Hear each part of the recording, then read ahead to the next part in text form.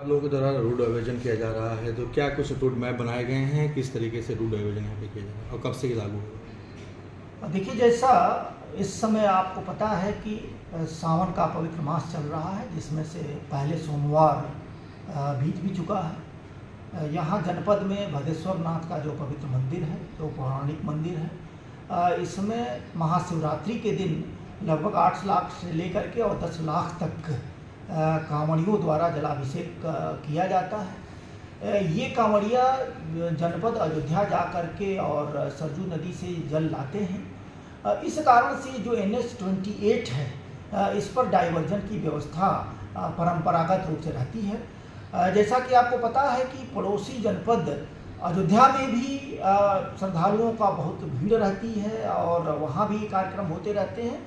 इस कारण से ADG जोन लखनऊ महोदय के एक निर्देश प्राप्त हुए हैं और जिसमें ये निर्णय लिया गया है कि 19 तारीख को सवेरे 8 बजे से लेकर के और 24 तारीख को सवेरे 8 बजे तक, अथवा अगर भीड़ रहेगी तो भीड़ की समाप्ति तक डाइवर्जन की व्यवस्था दी गई है।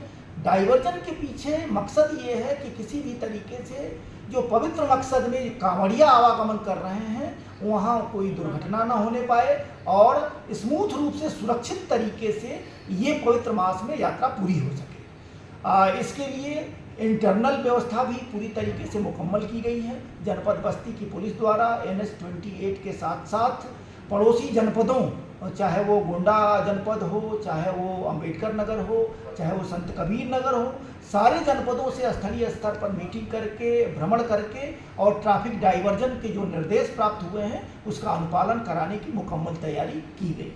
सर, कावड़ को देखते हुए क्या बाहरी फोर्स भी बुलाए गए हैं और कितनी मात्रा में, अगर बुलाए गए हैं तो कितनी मात्रा में बाहरी फोर्स आपको? हाँ, यहाँ चूँकि जैसा मैंने आपको बताया 8 से लेकर के 10 लाख श्रद्धालुओं की भीड़ यहाँ अनुमानित है।